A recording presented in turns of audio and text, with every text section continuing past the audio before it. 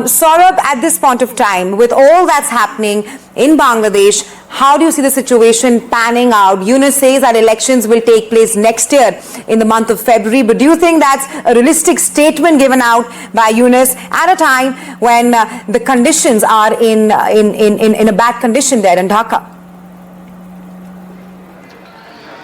Well, Muhammad Yunus is not just facing criticism for his handling of Bangladesh and currently this specific situation in Bangladesh, not just from India.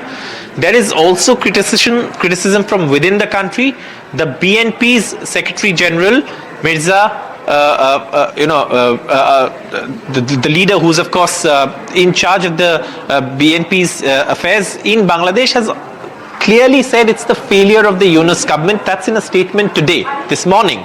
So it is not just from India that he's facing criticism. There is criticism from within for his handling of this situation and allowing this kind of law and order situation and causing mayhem on the streets of Dhaka and other cities. Secondly, Bangladesh is, sort of toning down or curtailing these visa centers seems more like an afterthought, because remember, in Chittagong, in Dhaka, there have been violent protests outside the Indian mission, and the cops have not been able to create a sense of security. In India, yes, there have been protests, but in nowhere in these incidents have people gone even close to the High Commission. Those have been some distance away.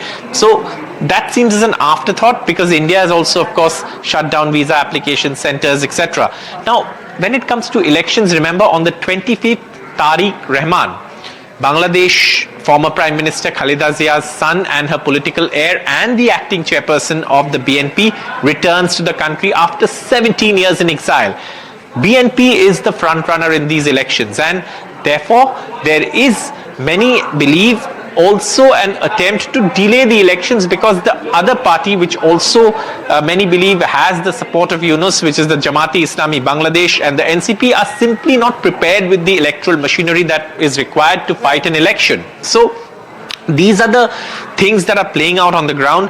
There are multiple conspiracy theories also doing the rounds, but obviously the timing of these protests and the timing of the killing of Sharif Osman Hadi and also the others are definitely seemingly part of a larger plan, and not as spontaneous as they may seem or as the government may claim. Right, Saurabh. Just a follow-up question. Of course, there have been demonstrations taking place in India over the Hindu man's lynching in Bangladesh, but they're pretty much under control. There have been no barricades which have been breached. I want to talk to you about the anti-India narrative, which is now being peddled by Bangladesh at this point of time, and how there has been no action taken on the persecution of minorities in Dhaka so far, which was also a point raised by Deepu Das Chandra's family. Well, yes, in many political circles in Bangladesh, the conversation is about how the clearly visible quote-unquote Pakistan hand in all of this. And Muhammad Yunus has made no qualms about cozying up to Pakistan at the cost of the historic relationship with India.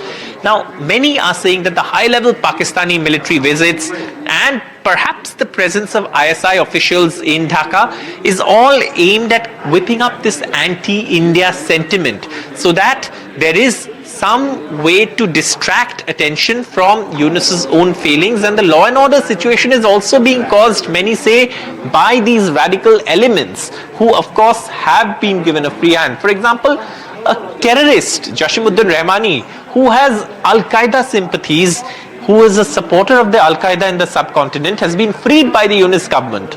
So what do you expect to play out on the streets? And that's where this whole anti-India voices, calls for dismembering India's northeast part.